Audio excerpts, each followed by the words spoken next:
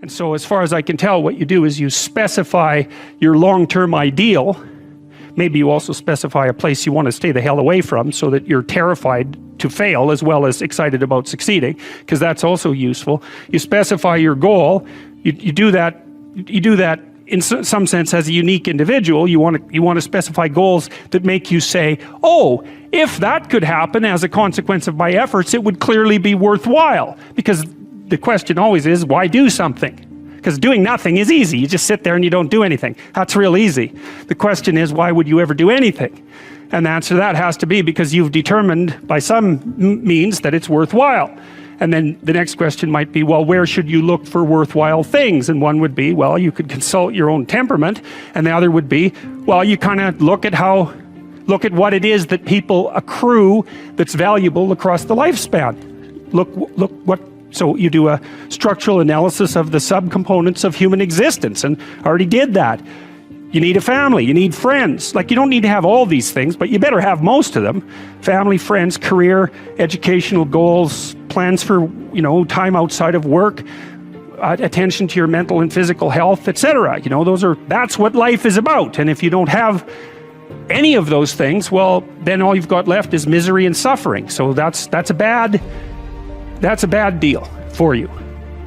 So once you set up that goal structure, let's say, and that's really in many ways that's what you should be doing at university. That's exactly what you should be doing, is trying to figure out who it is that you're trying to be, right? And you aim at that, and then you use everything you learned as a means of building that person that you want to be. And I really mean want to be. I don't mean should be, even those things are going to overlap. And it's important to distinguish between those, because that's partly, and this is back down to the micro-routine analysis. So if I was saying, well, you're going to try to make yourself more industrious. Okay, number one, specify your damn goals, because how are you going to hit something if you don't know what it is? That isn't going to happen. And often people won't specify their goals too, because they don't like to specify conditions for failure. So if you keep yourself all vague and foggy, which is real easy, because that's just a matter of not doing as well, then you don't know when you fail. And people might say, well, I really don't want to know when I fail because that's painful. So I'll keep myself blind about when I fail. That's fine, except you'll fail all the time then. You just won't know it until you've failed so badly that you're done. And that can easily happen by the time you're 40. So I would recommend that you don't let that happen. So that's willful blindness, right? You could have known, but you chose not to. Okay, so once you get your goal structure set up, you think, okay, if I could have this life, looks like that might be worth living, despite the fact that it's going to be, anxiety provoking and threatening, and there's going to be some suffering and loss involved and all of that. Obviously, the goal is to have a vision for your life such that, all things considered, that justifies your effort. Adopt the mode of authentic being, and that is something like refusing to participate in the lie, in deception and the lie, to orient your speech as much as you can towards the truth, and to take responsibility for your own life and perhaps also for the lives of other people. And there's something about that that's meaningful and responsible and noble, but also serves to mitigate the very suffering that produces, say, the nihilism or the flee into the arms of or the escape into the arms of totalitarians to begin with. You need something to shelter you against your own vulnerability. You can think about the world this way. You can think about it as your orderly little plan. That's a place, and you can think about it as the place that things that disrupt your plan comes from. That's another place. This is a bigger place than this, because there's an endless number of things that can disrupt your plan, and only a tiny number of them that can, that will help you work it out. So part of the question then too is like, are you the friend of your plan, or are you the friend of the thing that disrupts your plan? And I would say you should work to become the friend of the thing that disrupts your plan, because there's a lot of that. And then if you become the friend of the thing that disrupts your plan, then you start to develop strength in proportion to the disruptive force. And that's really what you want. You want to be able to implement your plan, obviously, but you want to be able to take on the consequences of error and learn from it. And then you win constantly, because even if something goes sideways, you think there's something to be derived from this. That's wisdom, fundamentally. Plan a life you'd like to have. And you do that partly by referring to social norms. That's more or less rescuing your father from the belly of the whale. But the other way you do that is by having a little conversation with yourself about, as if you don't really know who you are, because you know what you're like. You won't do what you're told. You won't do what you tell yourself to do. You must have noticed that. It's like you're a bad employee and a worse boss, and both of those work, for you. You don't know what you want to do, and then when you tell yourself what to do, you don't do it anyways. You should fire yourself and find someone else to be.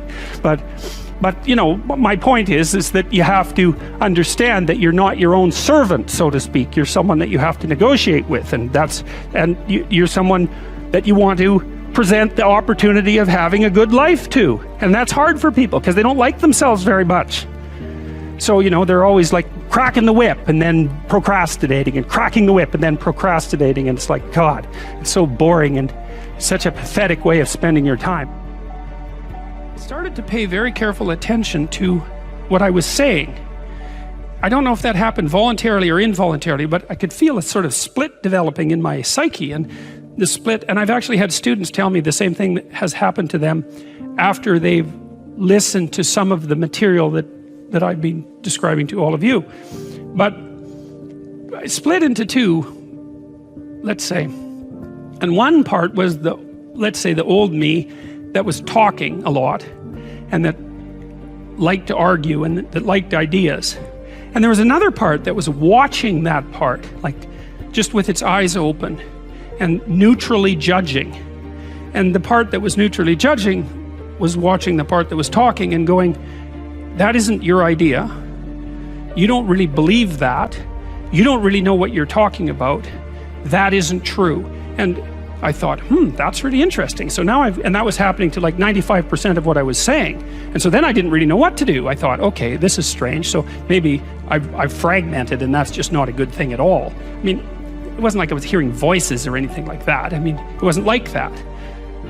It was, well, people have multiple parts. So then I had this weird conundrum. It was like, well, which of these two things are me?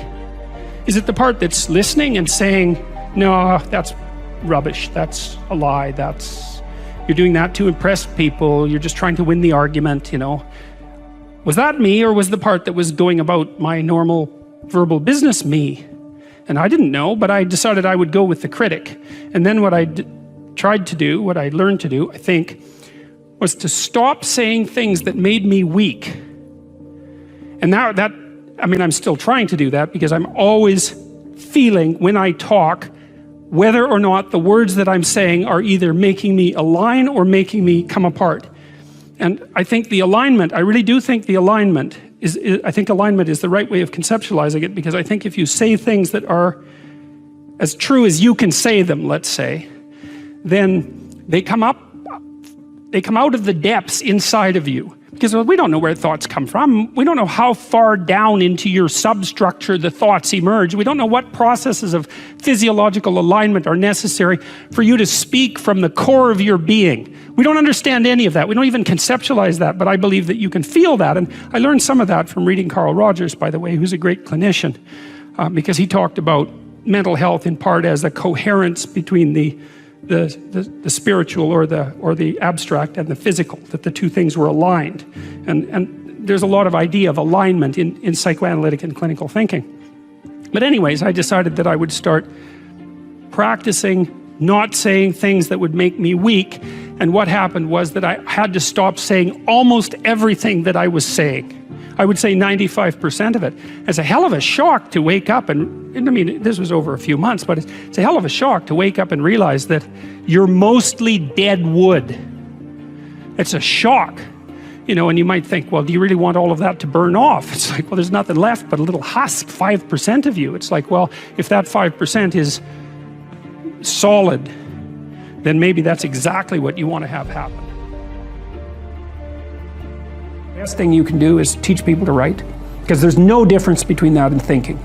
And one of the things that just blows me away about universities is that no one ever tells students why they should write something. It's like, well, you have to do this assignment. Well, why are you writing? Well, you need the grade. It's like, no, you need to learn to think. because thinking makes you act effectively in the world. Thinking makes you win the battles you undertake, and those could be battles for good things. If you can think and speak and write, you are absolutely deadly. Nothing can get in your way. So that's why you learn to write. It's like, and I can't believe that people aren't just told that. It's like, it's the most powerful weapon you can possibly provide someone with. And I mean, I know lots of people who've been staggeringly successful and watched them throughout my life. I mean, those people, you don't want to have an argument with them. They'll just slash you into pieces. And not in a malevolent way. It's like, if you're going to make your point and they're going to make their point, you better have your points organized, because otherwise you are going to look like and be an absolute idiot. You are not going to get anywhere. And if you can formulate your arguments coherently and make a presentation, if you can speak to people, if you can lay out a proposal, God, people give you money, they give you opportunities, you have influence.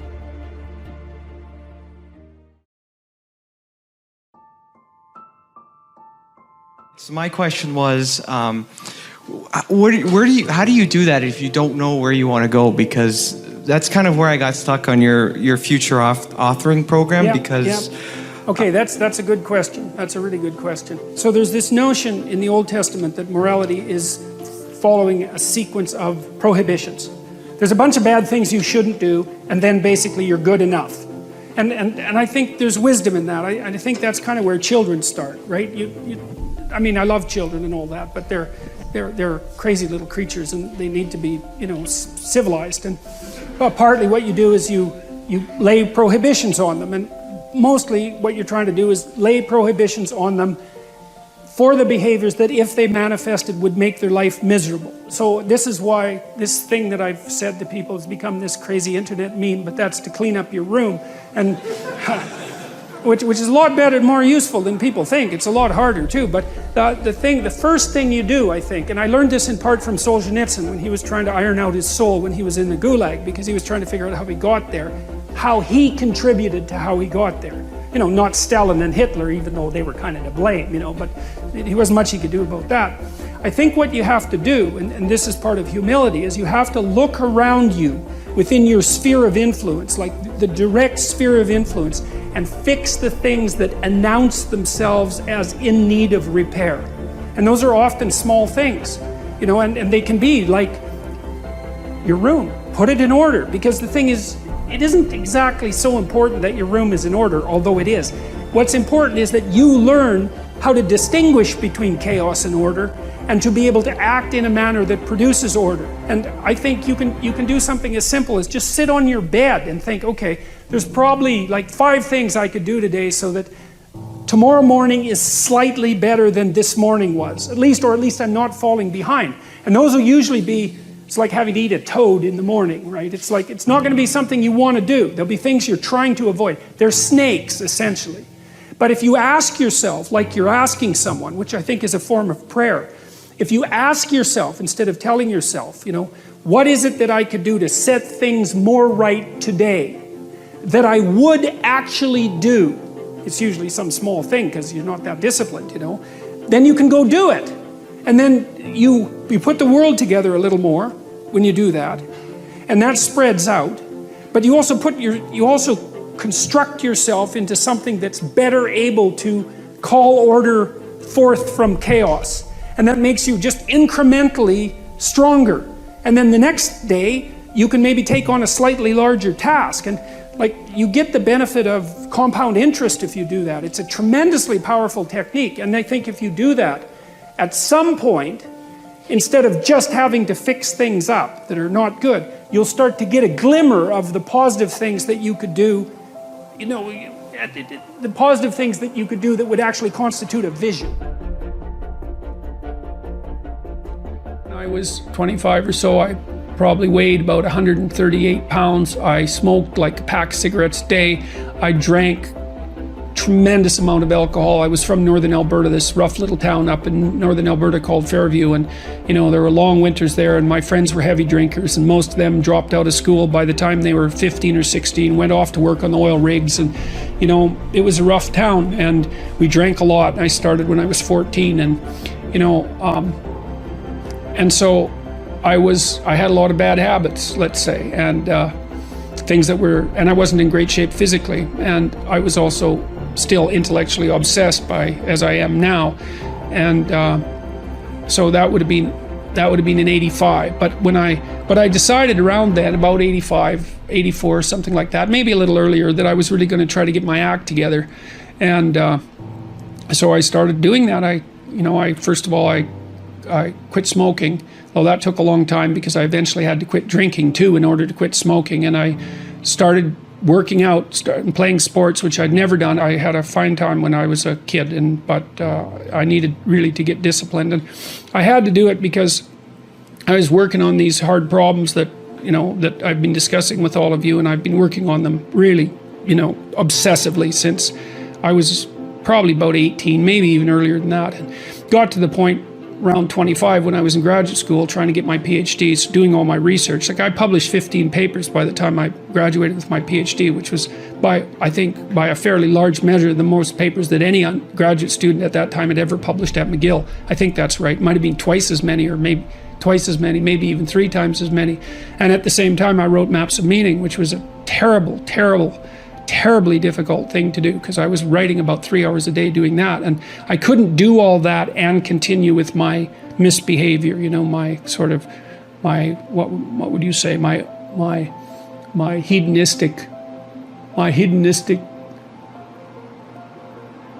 massive hedonistic consumption of alcohol and all of that. I just couldn't keep it up, and also work seriously on the issues that were at hand. So, I had to stop. That's a sacrifice. I had to stop messing about and straighten myself out.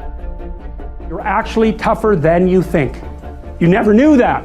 And maybe you didn't want to take on the responsibility because, people play a role in their own demise, so to speak. When you had opportunity to go out and explore or withdraw because you were afraid, you chose to withdraw because you were afraid. So it's not only that you were overprotected often, it's that you were willing to take advantage of the fact that you were overprotected and run back there whenever you had the opportunity. So maybe you're a kid in the playground, right, and you're having some trouble with other kids, and in the back of your mind, I should deal with this myself, but you go and tell your mom and get her to intervene.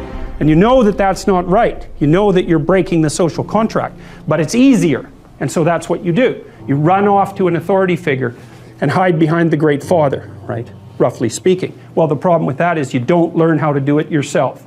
So then you have to relearn it painfully when you're 40. So then you take people out.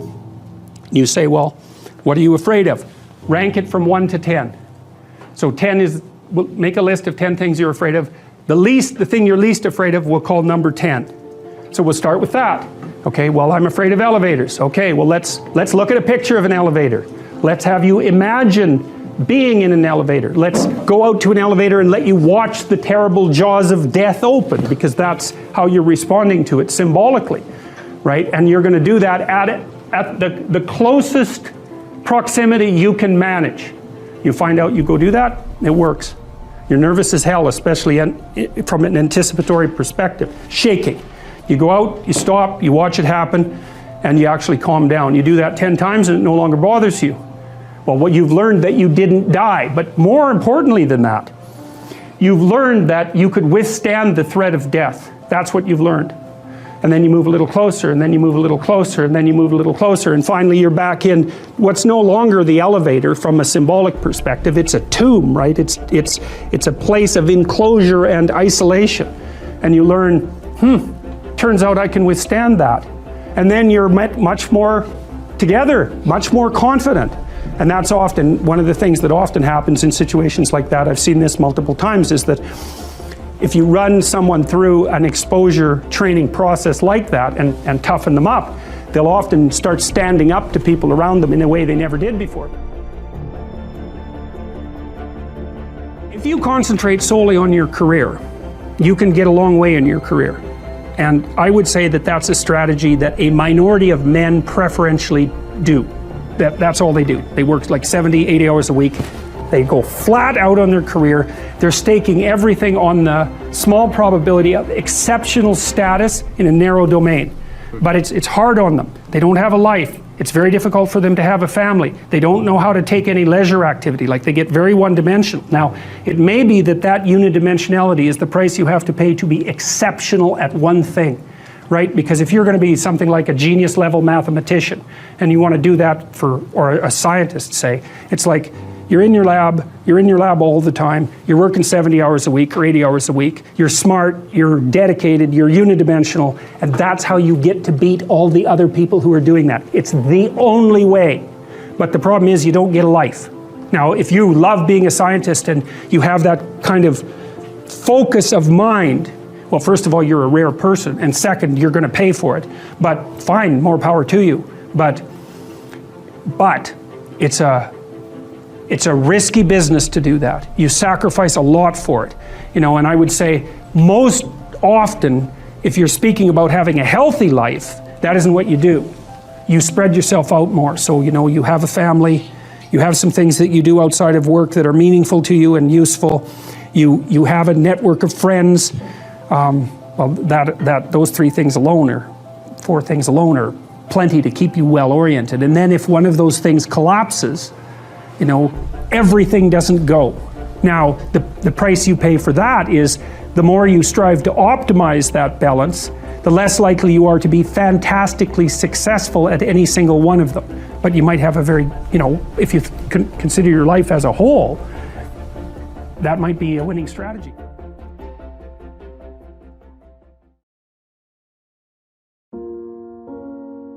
I had a plumber once, you know. It was the night before we were putting drywall in our house. We were redoing a house, and he had put in all the plastic piping, you know, and I was going to test the joints. They're supposed to be glued together with this pipe glue, right? And I told him I had to test the joints, and he said, well, you don't have to test my joints, they never leak. And I thought, yeah, that's okay. How about if I test them? So I went up on the 3rd floor and filled the pipes with water, capping them in the basement like you're supposed to. And like half an hour later, I had 2 inches of water in the basement. There were 30 leaking joints. And that was the night before the drywallers were supposed to show up. So he wasn't particularly competent. That's the point of that story. But even more so, he had put a bunch of the plastic pipe outside where the drywall would be. So it would have been sticking through the wall. So I spent a frenetic night, you know, sawing through plastic pipe and re-gluing joints so that the drywallers could come in. What's the point? If you're going to be a plumber, man, be a good plumber. Because otherwise all you do is go out there and cause trouble. We don't need people to cause more trouble. We need people to solve problems. You know, and so you can be a tradesman, and you can make a lot of money as a tradesperson. It's a bloody, reliable, honorable, forthright, productive way of making a living. And there is a hell of a lot of difference between a working man who knows what he's doing and one who doesn't, both in terms of skill and ethics, right? And you work with someone who knows what they're doing, it's a bloody pleasure. They tell you what they're going to do, they tell you how much it will cost, they go and do it, it works, and you pay them. Perfect. Everyone's happy. And that's what happens when you have genuine hierarchies of competence. And so you listen to these panderers of egalitarianism and equity, and they fail to recognize completely that there are differences in rank between people. It's not such a terrible thing, man. Maybe you wouldn't be a great lawyer. Like, it's certainly possible. Most people aren't. But that doesn't mean there isn't something you could be great at. There's lots of hierarchies to attempt to climb, and if you fail in one, go try in another. But the point is, you're still trying to aim for the top. And what the hell are you going to do if you don't try to aim for the top? You know, flap about uselessly and whine about your life? It's not helpful. It'll just make you miserable. You're not reliable to anyone. You can't help out in a crisis. It's like, so you tell young people, and this is another message for conservatives, like, I don't care what you're going to do, but go out there and make something of yourself for God's sake. Be an honest person and work and get to the top of whatever it is that you want to get to the top of. You know, and stand up for yourself like a respectable human being and be a bit of a light on the world instead of a blight, you know. And you can tell young people that, and they haven't been told that by anyone now. And so the young men are so hungry for that it's painful to watch. They're so relieved when someone finally comes up and says, hey, you know, you get your act together a bit, discipline yourself, see if you can learn to tell the truth, concentrate on something for a year or two, you could be a bloody world beater. They think, really? That's possible? Wow, that would be interesting. That might make life worth living. It's like, yeah, it might. So why don't you go do it? That's what the damn universities were supposed to be teaching people, and they've forgotten that.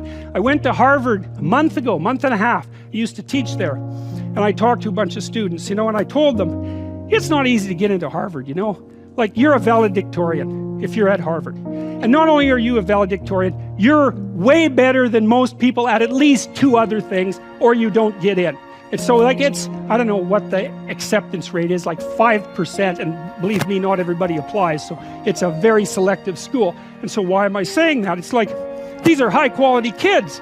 So I told them what I just told you. It's like, here you are at Harvard. It's like, get yourself educated, man. Read some books, learn to talk, learn to think, make yourself into something. Get the hell out there and make the world that put you here happy that you were put there in that great institution. And they came up to me afterwards and said, God, I wish someone would have told us that when we were in our first year. It's like, Jesus, why didn't someone tell them that? For God's sake, it's supposed to be the greatest university in the world. Is it so difficult to figure that out? One of the things that's really interesting about the Old Testament is that, and the Jews in the Old Testament, is that they don't take the path of Cain.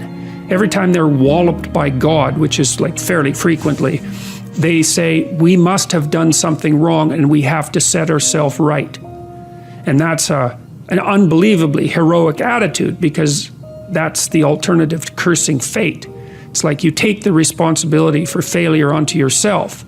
And you think, well, if I just had my act together a little bit more, if I took advantage of every opportunity that was put in front of me, if I wasn't resentful and bitter, then I could have done something that would have tilted the situation in a different direction. And like, that's almost inevitably true. Dostoevsky, I think, said something like, every man is responsible for everything that happens to him and everything that happens to everyone else.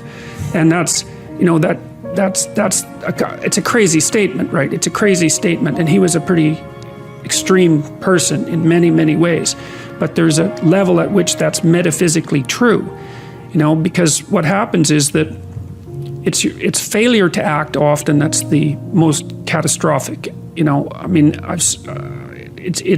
to not do the right thing when the situation presents itself, and it's very specific. You're constantly in situations where you could do the right thing if you were willing to take a risk that's actually of relatively moderate size, and you know that you could take the risk, and you know that you should take the risk, and you don't. And that happens to people all the time. And then what happens is the thing that they didn't oppose grows a little bit, and they shrink a little bit, and that starts a loop, hey? I notice that there's always a group of my friends who always criticize what I'm saying and not even try to understand where I'm coming from. And I've always wondered how to deal with that. I mean, I want to listen to what they're saying, but they're not understanding they're not trying to listen to what I'm saying. So what would you do in that situation? I'm going to answer that very briefly. Okay. There's a line in the New Testament that's relevant to that. Do not cast pearls before swine. And what that means is that if people are not listening to you, stop talking to them. And that is the best piece of advice that I can give you. And what happens is that if you stop talking to people who aren't listening to you and start watching them instead, they will tell you what they're up to. But so if you have things to say them, but you find people that will listen, talk to them. The ones who aren't listening, pull back. Because you're devaluing what you have to say by offering it to an audience that does nothing but reject it. And that's a good guideline to life in general. So pull back. Really sad to see that people are disenchanted and nihilistic and depressed and anxious and aimless and perverse and vengeful and all of those things. It's terrible. And then to see people question whether that's necessary and then to start to rise out of it. It's like, it's so fun. Like last night I was after my talk, it's overwhelming.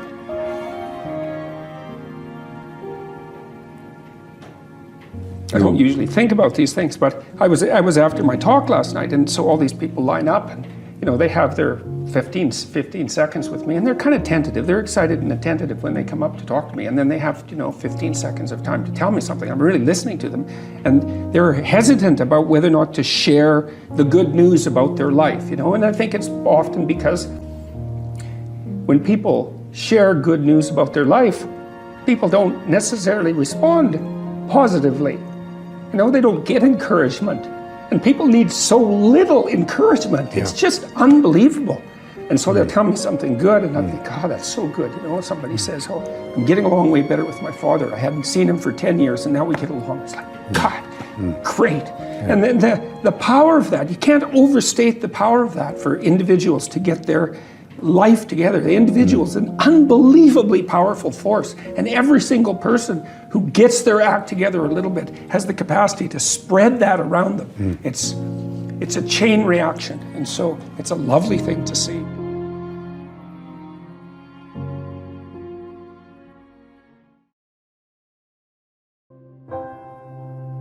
If you're hungry and you eat, well, that's good, but it's over, and then you're on to the next thing, right? It's not exactly sustaining, it's just necessary. That's called consumatory reward, by the way. This other reward system is incentive reward, and the incentive reward system works on dopamine, this neurochemical dopamine, which is also the neurochemical tracks that opiates and cocaine and amphetamines, the drugs that people really like to abuse, alcohol often for some people, activate. And so you might say if you don't have enough meaning in your life, then you're more prone to addiction. And that's definitely the case, even with rats. If you take a rat and you put him in a cage by himself and he has nothing to do, and then you give him access to cocaine, he'll get addicted to the point where he won't do anything but take cocaine. But if you throw the rat back in with a bunch of other rats and he gets to do rat things, then it's very hard to get him addicted to cocaine. And so the purposeless rat is prone to addiction. Well, it's the same with human beings. Now, here's a corollary to that, which is really cool. So the magnitude of the reward you experience as you're moving towards a goal is proportionate to the importance of the goal. So that means the more important the goal you pick, the more possibility there is for the kind of reward, let's say, it's really a state of being that is life-affirming, and it is directly life-affirming in that, like if you're in a football game and it's an important football game and maybe you break a finger, and normally that's a problem. It hurts, and you're going to stop doing whatever you're doing. But if you're right in the middle of the game, then you'll be so amped up on this reward system that it's analgesic. It stops the pain. It also suppresses anxiety. So if you have a purpose, then it's analgesic. It takes some of the pain out of life. It's very positive in that it motivates and energizes you and focuses you and makes you able to remember and pay attention.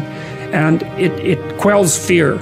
And so those things are all direct. And so then you might think, well, what's the best possible goal? Well, and that's the purpose, I would say, of religious training and philosophical training. It's like, just what the hell are you doing in the world? Psychologists have been, not all psychologists obviously, but the psychological profession is neck deep in this pathology, has been beating the self-esteem drum for 50 years. Oh no, you're okay, you should feel good about yourself. Like, you're fine the way you are. It's like you think, well, that's a calming message for people. It's like, no, it's not. It's not at all. And I watch my audiences, it's like, it's full of people in the audience who think, I'm suffering a lot more than I think is tenable. A whole bunch of it's my fault. My life is not in the order it should be. I know I'm doing 50 things wrong. It's like, what the hell's wrong with me? What's wrong with the people around me? This is really serious. And some, well-meaning person comes up and says, you're okay just the way you are. It's like, no one wants that message. It's like, no, I'm not okay the way I am. I'm not okay at all the way I am. I know that. And so, when I'm speaking when I'm speaking now, I say to people, well, you're nowhere near what you could be. That's the positive message. It's like, yeah, you're a mess, but you don't have to stay that way. If you're a mess, you know it. Obviously, you're suffering away like so much you can barely tolerate it. It's like, that's okay. You could do something about it. So that's the thing that turns the lights on. It's like, you could do something about it. It's like, oh. If you're failing repeatedly, then there's probably something wrong. It's possible that there's something wrong with the way that you're conceptualizing the world, because you have a choice, right? If you keep making sacrifices and they don't work, there's a binary choice, and one is, well, there's something wrong with the structure of reality. And the other is there's something wrong with your approach. And so then you might say, well, let's take the first idea, there's something wrong with the structure of reality. It's like, you're really going to say that, are you? You're really going to come out and say, I know enough to judge the nature of being. And then the alternative is also quite frightening, because then, it's you that's making the mistakes, and you might be wrong at a really deep level, and that might mean that a lot of you has to burn off and be transformed. Maybe even things about yourself that you think are admirable and that you like, because your position, your self-conceptualization is so warped and wrong. And that's really daunting. But when people set themselves up as the judge of being, I've written about this a fair bit in my new book, which is called 12 Rules for Life. When people set themselves up as the judge of being, then they take on what can only be described as a kind of satanic arrogance, because they've actually taken to themselves the moral right to criticize the structure of existence itself. It's like, you better be careful when you do something like that, because you're setting yourself up as the judge of being. There's another rule in my book, which is Rule 9. Assume that the person that you're listening to knows something you don't. Well, they do. The person you're listening to knows some things you don't. You can be sure of that. Now, whether or not you can get to them is a different matter, but if you do get to them, it's a real deal for you. That's why you want to listen to the other person's arguments, is because you're not everything you could be. You don't know the pathway forward with as much clarity as you could. And it's possible. This is one of the wonderful things that I've had the privilege of experiencing as a clinician. Because people, it's like I live inside a Dostoevsky novel as a clinician. People come in and they tell me about their lives, and I listen to them, and they tell me things that are just absolutely beyond belief, And I learn from my clients constantly. They're telling me honestly about their experience. They tell me things they wouldn't tell anyone else, because I actually listen to them. But part of the reason I listen is because I'm desperate to listen. It's like, there's a possibility I'm going to do something stupid in the next 5 years that's going to be like fatal. And there's some small possibility that if we have a decent discussion, that you'll tell me something that will eliminate some of my blindness so that I don't have to fall into that particular pit. And if you have a good sensitivity for the depth of the pit, then you're pretty bloody motivated to avoid it. And so, and that dialogue is it's dialogic, it's dialogos, right? It's shared logos. It's the way that we redeem ourselves mutually moving forward. I like this one, and I think, this is very clearly what you do. Be precise in your speech. So in Genesis, one of the things God has Adam do first. So God makes the world by speaking. Okay, so that's the first thing to think about. You're supposed to think like in a sophisticated way about this. The idea is that there's some integral relationship between communication and the structure of being. It's part of the role that consciousness plays in the world, whatever that role is. Language takes the chaos and makes it into things. And so God has Adam name all the animals. They're not even really real until they have names.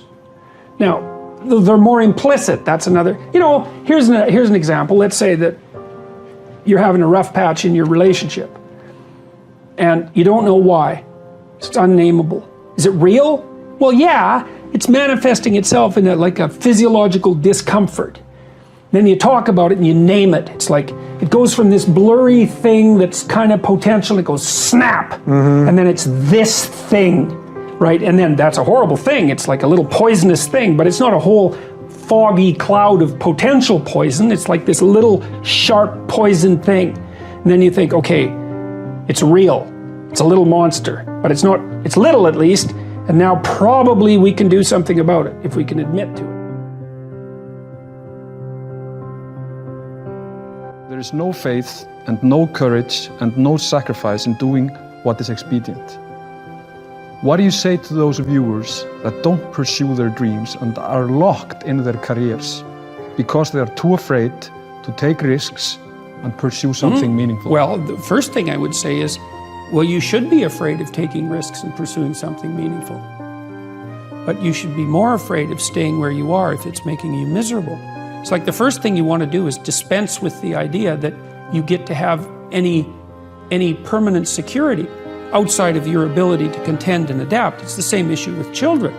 It's like you're paying a price by sitting there being miserable. You might say, well, the devil I know is better than the one I don't. It's like, don't be so sure of that. The clock is ticking.